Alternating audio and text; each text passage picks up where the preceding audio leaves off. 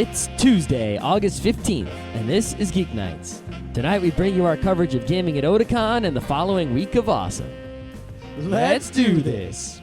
Well, we're back, and yet again, I do not have a pop filter, since no one seems to sell the things I need to make them other than craft stores, which I hate. Why do you hate craft stores? Craft stores are awesome. Craft stores sell mostly smelly things now, or things that I have no interest in. Well, it really depends on the craft store. I mean, the Joanne mostly specializes in fabrics and all sorts of tailoring kind of stuff. And like Michael's sells mostly arty stuff, the kind of stuff that like art students need. And AC Moore sells like crafty stuff. Well, my beefs are that one, every craft store just smells really, really bad. They it smells do. That's like because fake. they have the fake flower shit and they have the Yeah, you know what? decorating shit. That's it. That alone is enough for me to hate craft stores. I don't like things that smell bad. Yeah, Case closed. I don't like that either. But they sell important things, but they also sell annoying things. Well, for me, they only sell one thing in the world I need, and that is embroidery loops. I think I'm going to buy 1,000 of them. I don't think you need 1,000 of them. They're 3 cents each. I can buy all of them. Yeah, but I don't think you need 1,000. I think 10 would suffice. I think I'll go for 100. I think that's too many. You know what? You know what I'll do? I'll just buy all the embroidery loops they have. That way I can always make pop filters. But what are you going to do with all the ones that you're not using? I'll dump them in that box where I dump everything else I don't use. It's full of cables from old computers, a bunch of my old DS games I don't like. I think we're going to have to make something out of like 100 embroidery loops. 100 pop filters. Yeah. I don't think we need 100 pop filters. I could make a condom slingshot. That would work. I think we're going to end up like having disposable pop filters. Like we use one, we throw it out, kind of like razor blades. You know, it's kind of a good idea because many pop filters start to smell like, you know those, we talk about these often in person. I don't think we've mentioned them on the show, but things called tonsilloliths. Mm-hmm. And eventually, well, very briefly, if you've ever had a picking sensation in the back of your throat, and eventually you coughed up a tiny little white nodule that smelled like the worst thing you've ever smelled in your life, that's what that is. It doesn't smell like the worst thing. It's the second worst thing. The worst thing would be like a rotting corpse or something like that. I don't know. A rotting corpse might be somewhat pleasant compared to a tonsillolith. No. Remember when the trash had that chicken in it? That smells worse than a tonsillolith. True. You know? But yeah, but tonsilloliths are real bad, mainly because your body makes them. Yep. Basically what happens is shit gets in the back of your throat, and your body, the tonsils grab it. And, Actually, to be a little more specific, there are like deep holes in your tonsils called, I think they're called crypts. At least that's what I've read them to be called. The crypt keeper. The crypt keeper. Yes. And infections and dead bacteria end up building up in there, and then they're expelled in little white nodules. The point is, they smell bad, and pop filters over time start to smell like that just because you're constantly talking into them. Yep. And the fact that they're made out of things other than metal. My microphone, which is made of metal, doesn't smell bad. Nope. Of course, yours did that one time. Yep. That one time. Yep. Anyway, we got a bit of news today. I guess Scott can go first. It is video game day. Check out this crazy shit, right? We're always complaining that, if you want to make a PC game, you can make a PC game. You can make a Mac game. You can make a Linux game. No one can stop you. And if you want to make a game for an older console, the only reason that no one can stop you is because those consoles are so old and their technology is so well known that you can do it. You know, we have perfect NES emulators. So if you want to make an NES game, you're good to go. If you want to make a TI calculator game, you're good to go. In fact, a lot of people are making NES games and Atari games because it's fun to do. Yep. Someone recently released for sale a Sega Genesis game. I think we talked about it, maybe. I don't remember. I don't know. The point is that you still can't make a GameCube game or a PlayStation 2 game. I think you can make a PlayStation 2 game. I'm not sure. You can't make an Xbox game, really. You really can't make Nintendo games. You really can't make GameCube games, you know. And in the newest round of consoles, even people with dev kits can't make PS3 games. No one can make a Wii game, even though they said they're going to make the dev kits for Wii and DS a lot cheaper. They did, but they're still not giving them out to average people. I can't go and get one, even if I could afford one. We could get one of those bootleg ones, but then we really couldn't ever release our game. Yeah. But Microsoft has finally done something smart. Way to go.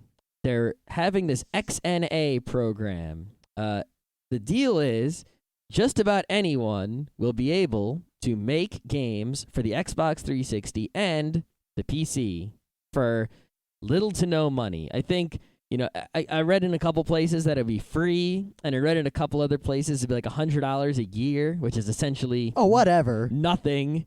And yeah, how much was it when we asked Nintendo if we could get a DS dev kit? It was like $10,000 or something stupid. $10,000, and $10,000. That's and my you have car. to sign non-disclosure agreements. I could buy a pretty good car for that. You have to be a company. Microsoft is going to be giving this thing out to like college students. I could live off of $10,000 for a year. Yeah, see, and it's really cool because an Xbox is basically a computer with Windows and DirectX, and a computer runs Windows and has DirectX. So if you make a game for one, it doesn't take much to make a game for the other. That's the exact same game. So this XNA development kit that Microsoft is going to be just handing out to people, like willy-nilly, will allow any doofus on the street who knows how to write code to make a game once, and that game will run on the Xbox 360 and the PC. And that's freaking awesome. I gotta say, as much as I generally dislike Microsoft, and as much as I really don't particularly like the original Xbox, I'm getting more and more excited about the Xbox 360 as time goes on. Microsoft really seems to have turned itself around, at least gaming-wise.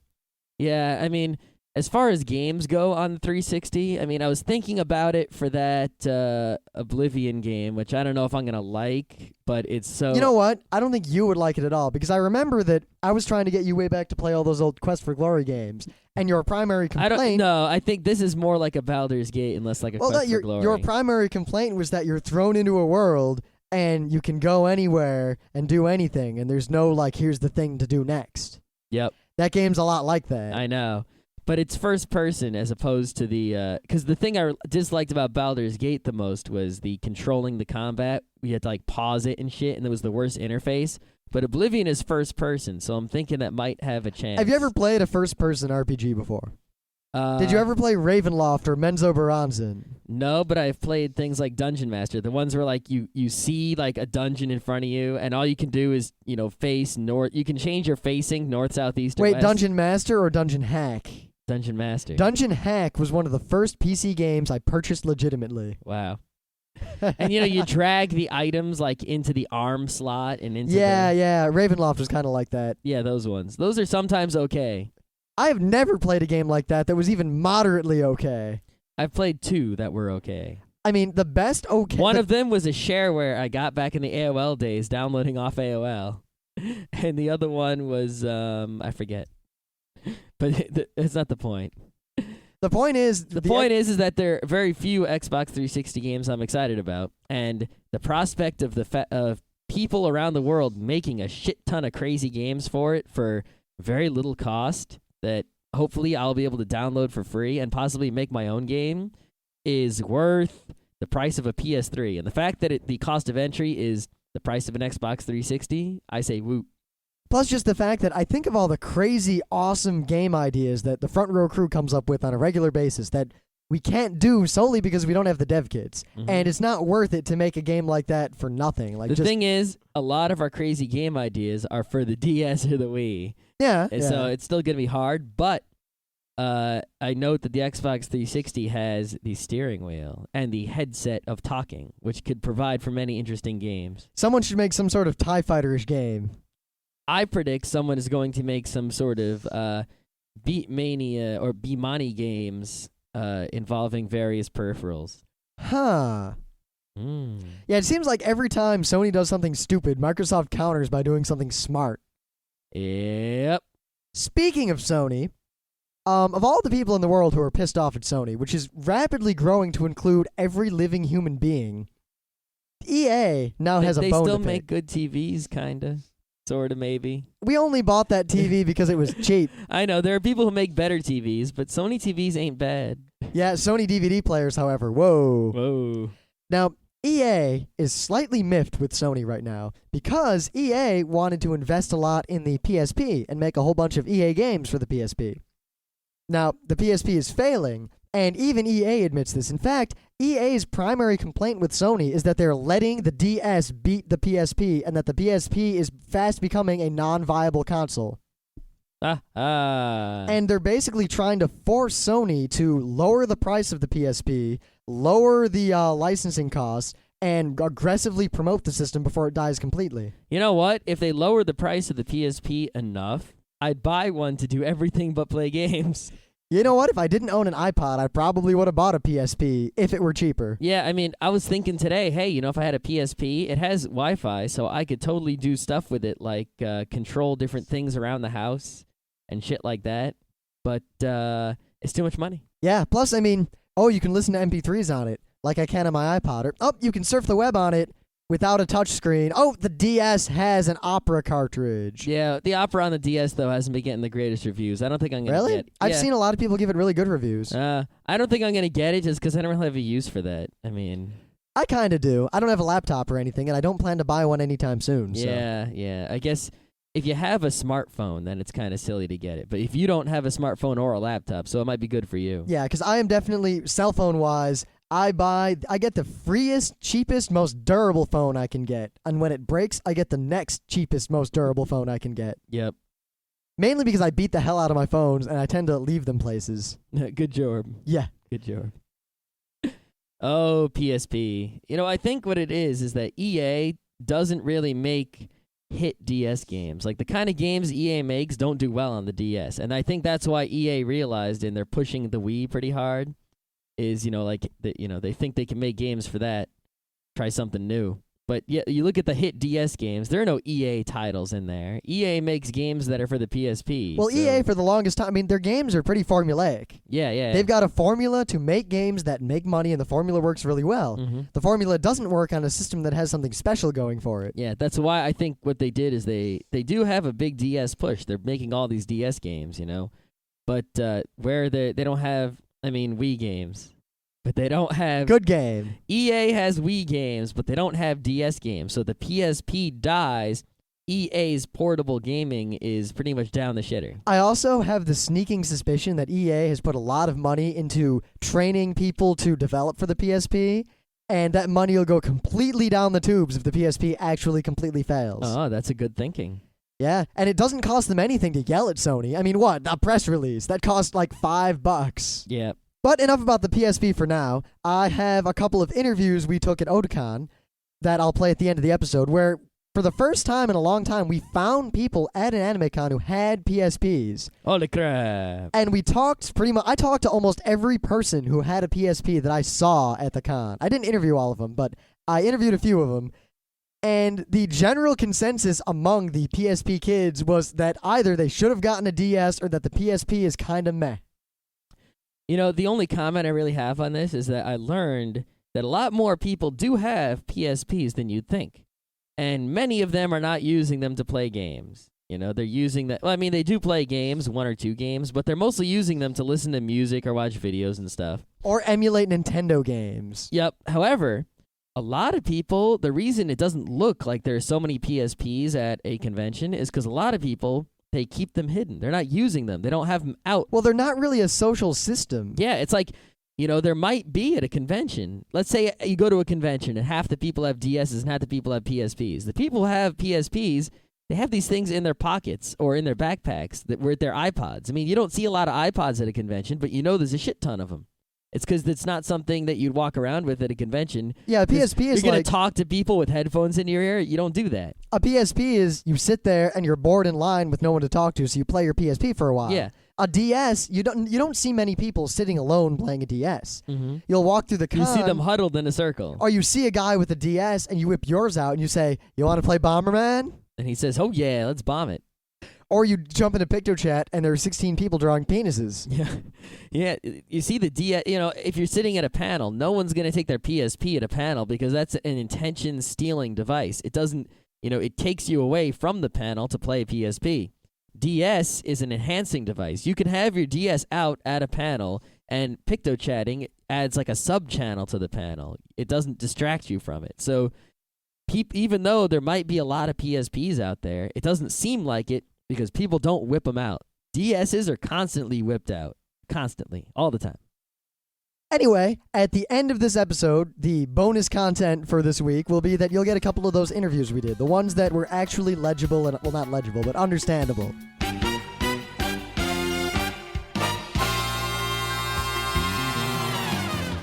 things of the day. Thingy.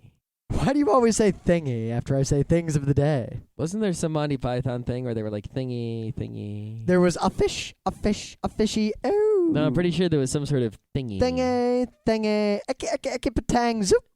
I don't remember. They said thingy at one point. And I don't know. I've got the whole box set. We're going to have to watch it all. Maybe it was in one of those video games or something. All right, anyway, it might be. Yeah. There's a lot of good jokes in those video games. I had one for Windows 3.1. I had the Holy Grail game, and the biggest thing I remember about it was that there was one game where there's cows falling from the sky, and you have all these soldiers, or knights, and when you click on them, they go, right, and they turn right. Nah. And that was the whole game. Awesome. It was fantastic. Awesome. Anyway, my thing of the day, I couldn't really find a good thing of the day, other than that I have a slight correction from yesterday's thing of the day. It was actually our good friend Kat who was the one who showed us Dad's home. Okay. I didn't remember, and she reminded me, so it was Kat. Mm-hmm. Anyway, I was looking for a thing of the day, and I discovered something somewhat startling. This is Scott's done this before. It's an ad for an old video game or video game system. This is from the 80s. Stealing my shtick of and using video game it's an ad for the Atari 2600. Oh, God. It's like a 70s commercial. No, it's definitely from the 80s. All right. In fact, there are comments talking about how the people who said it's from the 70s are dumb because Defender came out in the 80s for the Atari. Okay. Among other things. Mm-hmm. All I have to say is I own two Atari 2600s hyperspace. and an Atari 7800, and when I was a small child, it was my life's dream to own an Atari 5200 because for some reason I had it in my mind that was the best gaming system ever.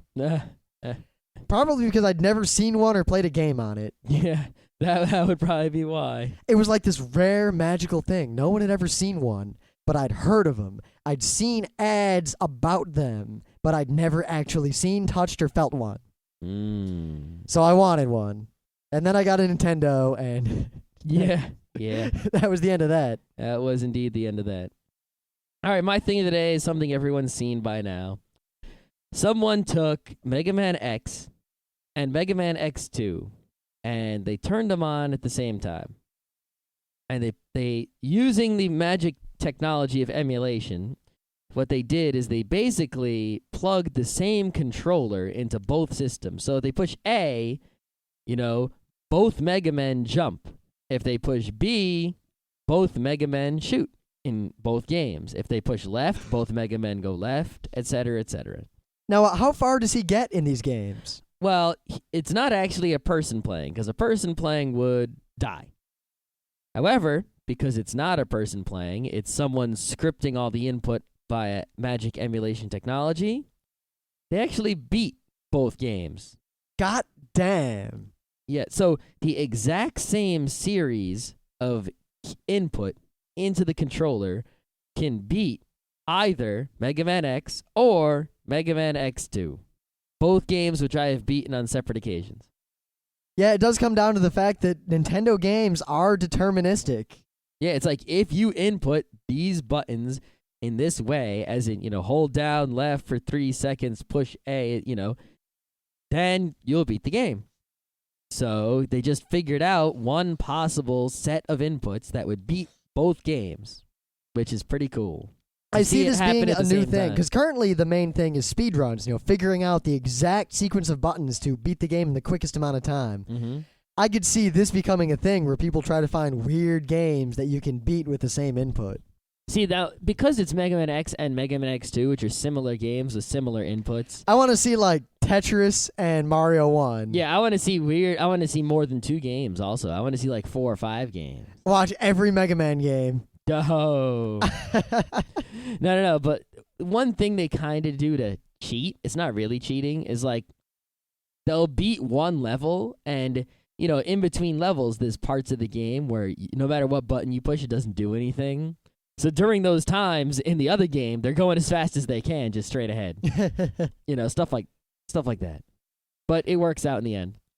But anyway, for everyone who doesn't live under a rock, we spent the last weekend prior at Otakon, and then we spent the week right after that, in the Front Row Crew's typical yearly retreat called the Week of Awesome. Week of Awesome. And this year's Week of Awesome was awesome. Yes. So we've got 2 bits of gaming coverage. First, gaming at Otakon as a whole, which we don't do a lot of, mostly because Otakon, we can get gaming at any con. Too much so. partying, no time for gaming. Though we did play in the video game room. We have some things to say Yeah, about we it. spent more time in the video game room this Otakon than ever before. True. Though I do most of my gaming at cons, gaming cons and Katsucon. I actually game a lot.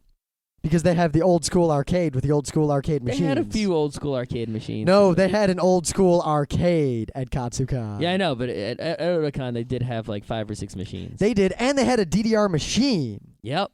Dan, they never did that before. At least if they did, we didn't notice it. Well, they usually had like red octane pads and then big projectors. I think they also had those. I'm not sure, but I think it was an extreme machine, wasn't it? There's no way they would have gotten a Supernova. Yeah. We got Supernova. Oh, yeah, we did. Anyway. So we'll start with Otakon.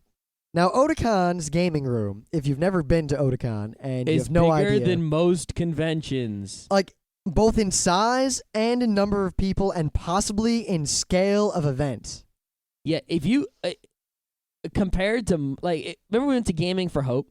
That it was a LAN party and it was a bunch of video game tournaments.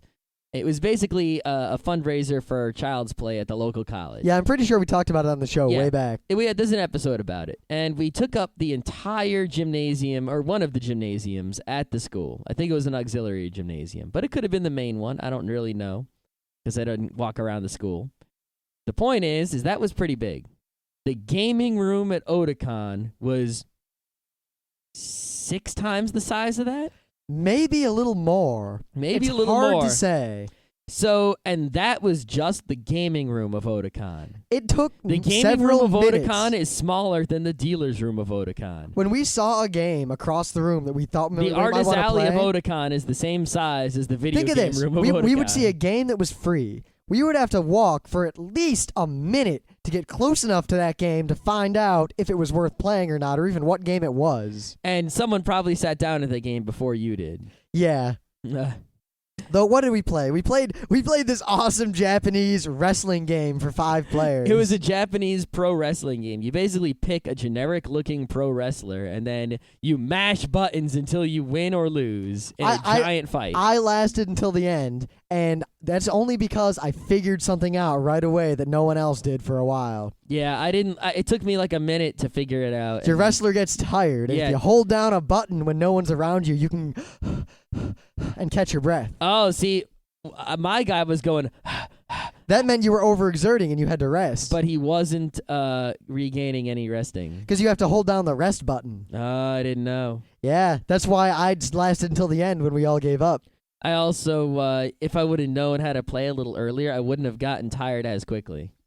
Yeah, well, mainly how you played this game. We don't even know what it was called or what system it was for. You walk over and you hit a bunch of buttons in as random a fashion as you can and hope that you pin a guy. I'm pretty sure it was a PlayStation. What? PlayStation 2 game. What kind of controllers were we using? It was something weird. That's all I remember. Wow, I don't even remember what controller I was using.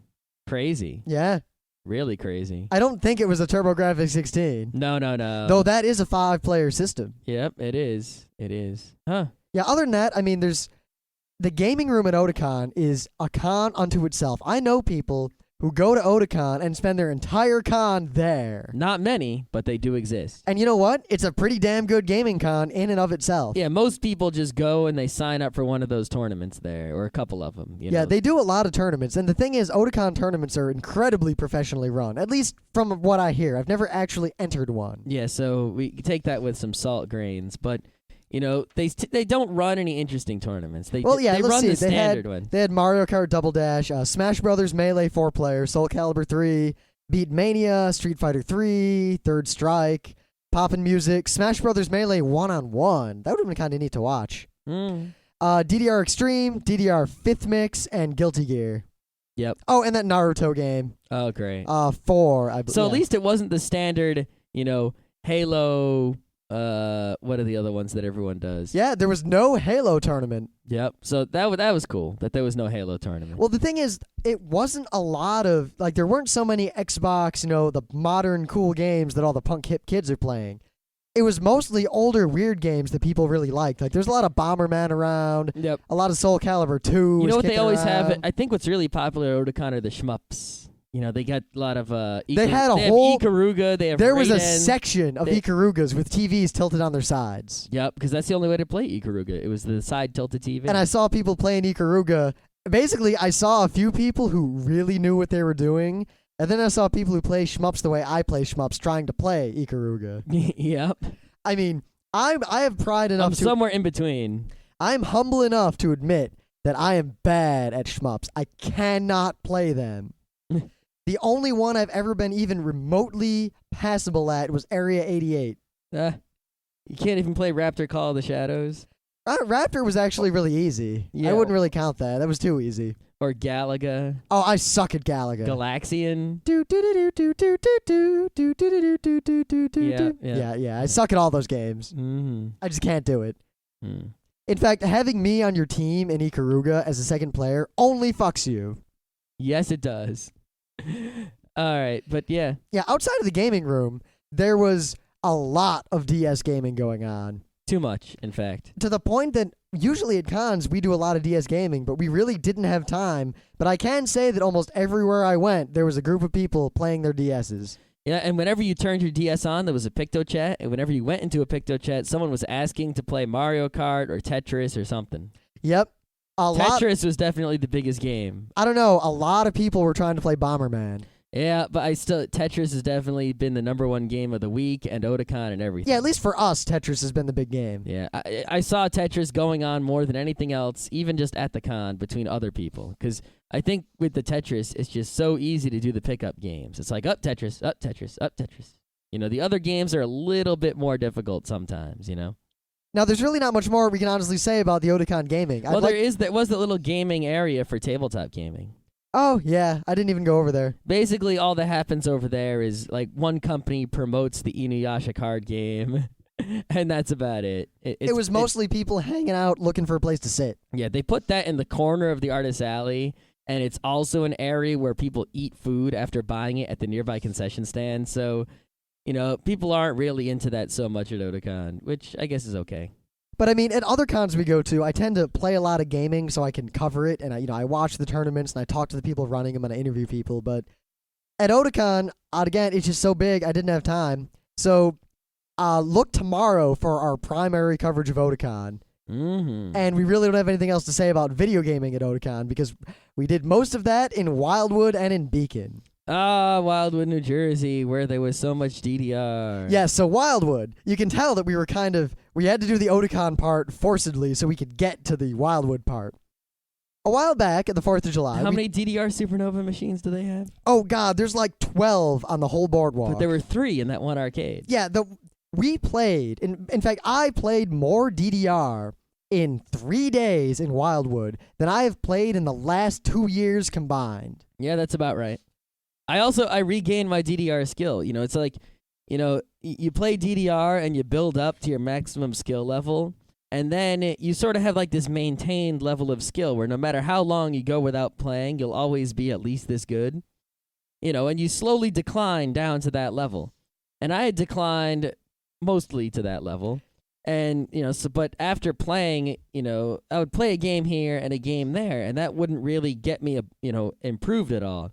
But at Wildwood, I played enough that I was like, aha, I'm back in this. And I was failing some 6-footers, and now it's like 7-footer, whatever. Yep. In fact, by the end of the 3rd day, we pretty much maxed out our doubles skills again. Yep.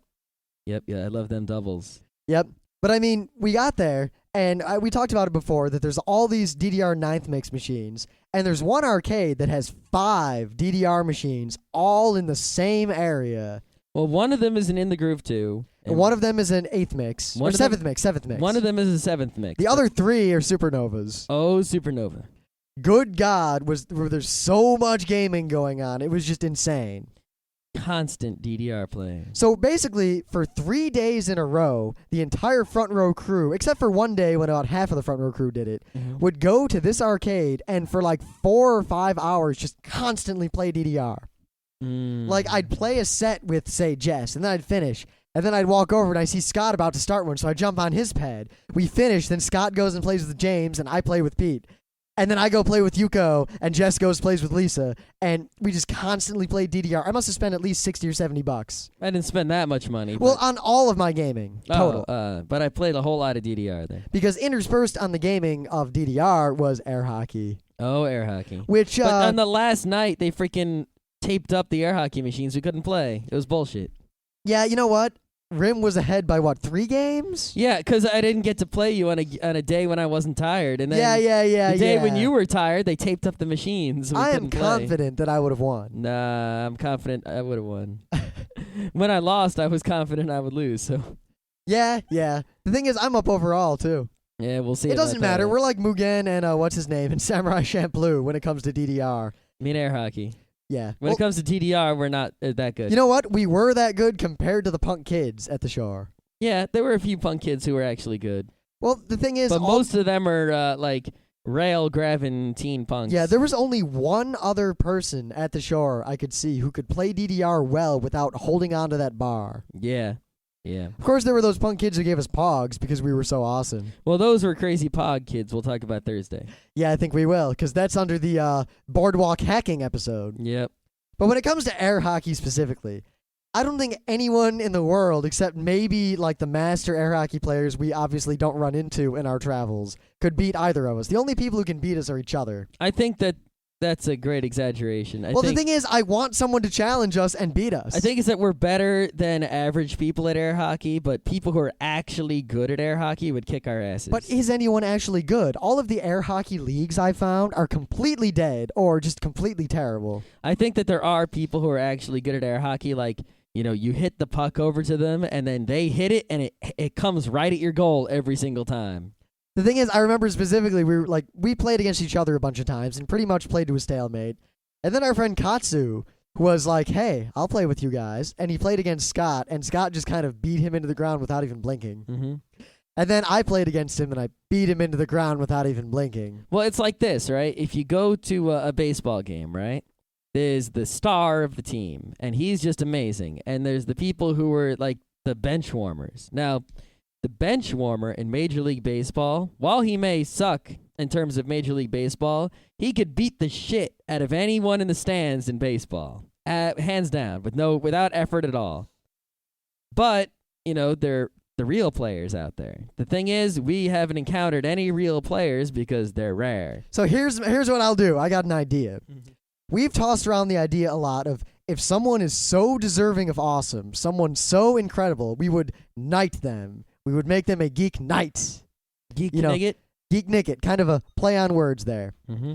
So I will say now that if anyone out there can challenge either of us to air hockey and beat us in a 2 out of 3 match. Well, I don't think beating us is just enough. It's like you have to completely dominate us. I mean, if you're on our level, it's like, okay, you're on our level. Well, how about this way? You have to be above us. If they could beat both of us in a 2 out of 3 match, because then at that point, they're at least better than us. Yeah, it's like if you're also a bench warmer in the major leagues like we are, that's like, okay, you're cool, but you're not, more awesome than us. You have to be, you have to beat the shit out of us at air hockey. Like, we can't beat you. Yeah, I don't know how we'll pull this off because there aren't so many good regulation air hockey tables about. No, there aren't. A lot of times you go to an arcade and they have that stupid table that goes ding, ding, ding, ding, ding. That's not a real table. The real tables are from Dynamo. Yeah, we want a photon table. There's Photon, and they make a few other tables that are official real tables.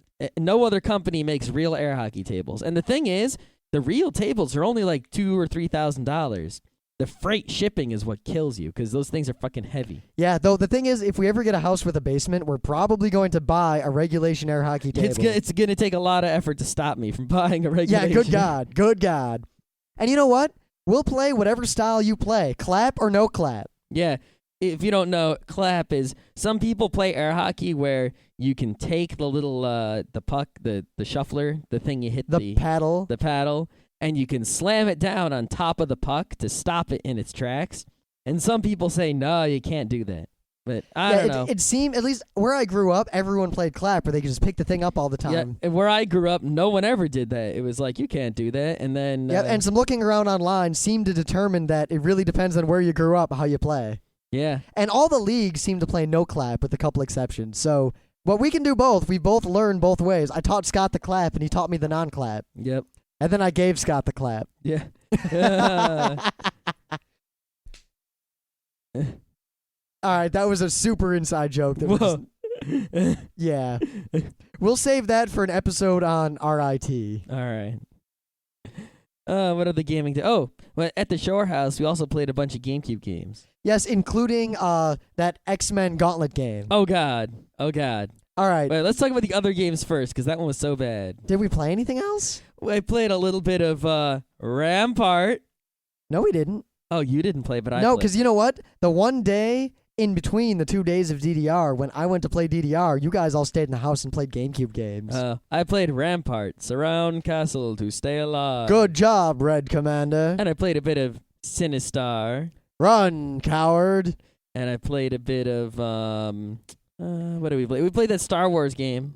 Oh, yeah, you guys all played that. I hate that game. Yeah, it wasn't so good. I mean, It seems really cool. If it was the only space shooter in the world, it would be great. But the fact that TIE Fighter exists means the game is crap. TIE Fighter came out over a decade ago. I know, and that's no why- one has made a better free space combat game. That's why it's said. Well, Descent is okay, and Free Space is okay, but They're not as good, though. I mean, yeah, they are. Well, no, I don't think so. Yeah. Well, all right, then, maybe if not TIE Fighter, And there's X-Wing like the Alliance. X-Wing Alliance. X-Wing yeah. Alliance, however, is essentially the same game, just I think- sped up. I'm not saying you're saying like the X-Wing Alliance is like the best and everything else sucks. I'm saying there's Descent, there's Free Space, and there's the X-Wing TIE Fighter series, and there aren't any others.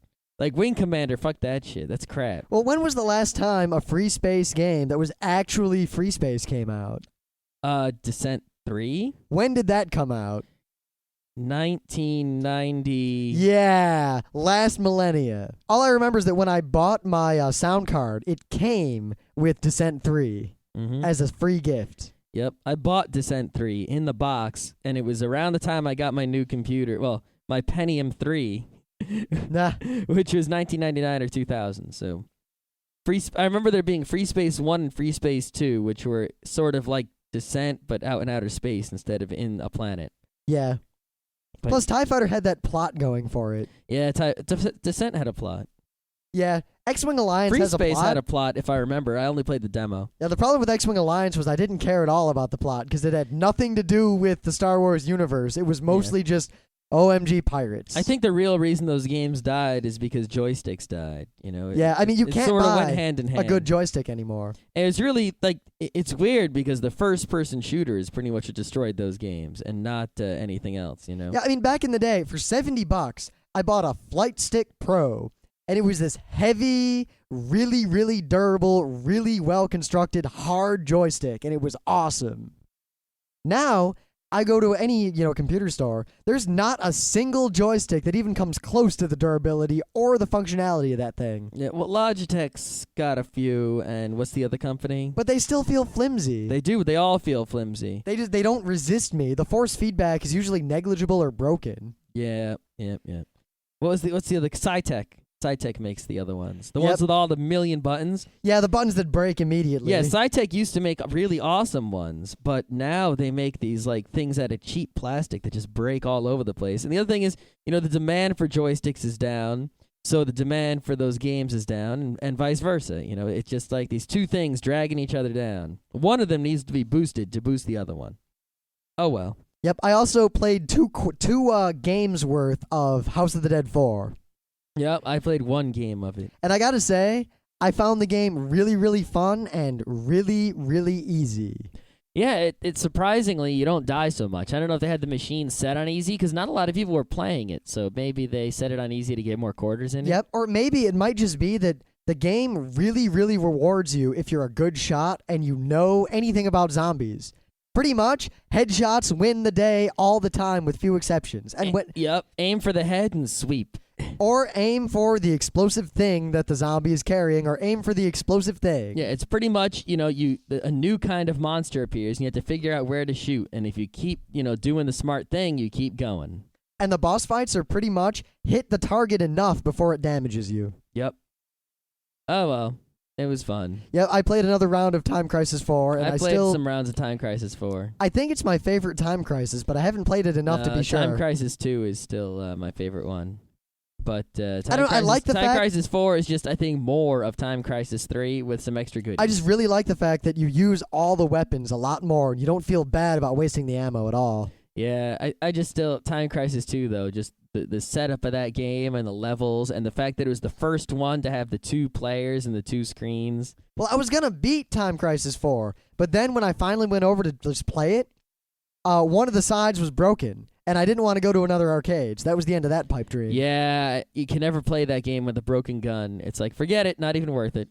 At least they taped it off. It was completely, you couldn't use that side of the game. Oh, okay, I guess. But it's no point in beating the game one player. That's even stupider. Yeah, it's just not fun. You got to yell at someone. See, what they really should have done is they should make a Time Crisis where it's a 4-seater and it's 2-on-2.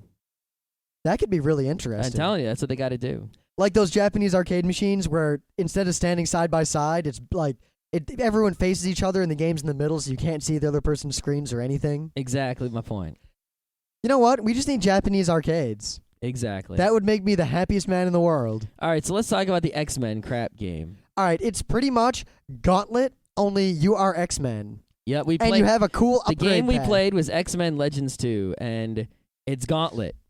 You walk around, and all you do is hold down a button, and all the bad guys die, and numbers go up. Now, and the game has when this... the numbers go up, you get more powers, and all that means is you hold down the button and different shit happens. The game has this leveling aspect, and you can do it manually where you pick all these powers, and there's this really cool stuff that really doesn't matter at all, and it would appeal to me a lot more if I were 10 years younger. Yeah, it's like you can choose which mutant powers you level up over time, and it's all complicated, and there's a crazy system, and you can min-max it. The thing is, it doesn't matter which mutant power you pick because they all work equally well at killing bad guys. So, except for things like, building bridges and flying over stuff, which you can do when you're level 1 if you choose the right mutant, it really doesn't matter which mutant you pick or what powers you use. So we just chose automatic everything, and all the bad guys just got the shit kicked out of them, and everything was easy. And all we did was walk around holding a button down, and bad guys died. As far as I could tell, the only joy the game offers is that if you are a Nightcrawler, you can grab someone and then bamf off of a cliff with them. Yep. Or Scott Johnson can just walk off of a cliff and die. I'd say the game is slightly better than World of Warcraft, but only slightly, in that you're actually kind of, walking around pushing a button. I'd say it's at least twice as good as Gauntlet Legends, only in that there are more buttons to push and more things to bump into. Yeah, and I'd say it's less than City of Heroes, because City of Heroes is kind of like PvP online X-Men Legends 2. Yeah. So yeah, X-Men Legends 2, if you like looking at X-Men, is a game you should play. If you like just holding a button down, not thinking, and seeing the end of the game, it's also a game you should play. Now, it might seem like we have cut short on the Otakon and Wildwood and Week of Awesome coverage thus far. And I say to you now, tomorrow is the day. Tomorrow is our full coverage of Otakon. Well, we played a few more games, didn't we? Not really. No? We didn't play any board games. We played some Mario Soccer, but we did a whole episode on that. Yeah, we didn't play that much of it. I'm better at Mario Soccer now. I can actually beat the game on the 2nd difficulty level. Yeah, I got to start playing the one player. Yep. The 3rd difficulty level still gets me, though. But tomorrow we'll have the full coverage of Otakon with all the interviews and everything. Thursday is going to be a big episode. We'll have our full coverage of some things we did in Wildwood, New Jersey. I don't want to be more specific than that because, good God, this is hilarious and awesome. Uh-oh. I mean, I see trouble heading this way. Yeah, we caused some trouble. We sure did. And we have pictures of the trouble being caused. Oh, do we? It's been trying to get out of me for the last 2 weeks. I can't wait to tell all of our listeners what we did in great excruciating detail. Alrighty. So, without further ado, here are some interviews I did at Otakon with people I found who had PSPs. And stay tuned tomorrow for the Otakon coverage that I know many of you new listeners are really, really waiting for. All right, we're here in the pre-reg line for Otakon, and for the first time in a long time, we've seen a PSP at an anime convention. So, what do you think of the PSP? It's all right. It's not as good as the DS, really, but, I mean, it's got a lot of cool features. It's a shame, though, because the U.S. doesn't really see a lot of good games releases. Yeah. a lot of it, like, I know PSP Max Portable, it's a Korean game. It's supposed to be pretty cool. I know Loco Roco's already out in Japan and China and everywhere else except for the US. So I take it you got a DS and a PSP? No, it's just what a lot I've seen with the DS. I mean, Nintendo's great for the platforming. I mean, they put out a lot of great stuff and then they put out bad stuff. But, I mean, there's a lot of great stuff to esteem themselves very high. Yeah, so when you come to cons with the PSP, do you bring it whenever you go to a convention? No, not really. I just brought it because I thought I was going to listen to music and everything. But I'm here with some friends, so it's not something. I was about to leave it home. Friend took it. All right, so I'm here with another person with a PSP. This is a record for me, seeing two at a con. So y'all have a DS too, or just a PSP? I just have a PSP. No, I mean, it's a good system. Are there any good games for it now that you're playing? Only got it because a lot of our friends at work had it, and we were playing like a lot of like Liberty City Stories, the multiplayer, because it was fun. Because you know the guy sitting right across from you, you can laugh at him after you slow him down. So do you go to cons often? Do you bring the PSP with you? This is the only one and only con that I actually go to, and I brought this the first year I had it, so I brought it with me just in case. So have you ever seen a crowd of people at like a convention spontaneously playing PSP games? Not really, because like they're either walking to go to like a panel or they're doing something else. Now, how long you been standing in line here? It's about, 1,000,000 degrees out. Like, what, 20 minutes? 30 minutes? 45 minutes, dude. 45 minutes? You think you're going to make it? I'm used to this heat all the time. He's got a PSP, dude.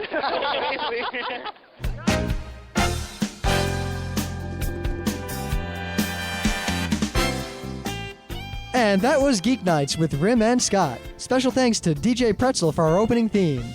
Be sure to visit our website at www.frontrowcrew.com. If you like our podcasts, you'll love our forums. Make sure you visit them. You can send your email feedback to geeknights@gmail.com. And if you want, you can leave us a voicemail at 206-333-1537. Geeknights airs every weeknight, Monday through Thursday. Geeknights is recorded with absolutely no studio and no audience. But unlike those other talk shows, it's actually recorded at night.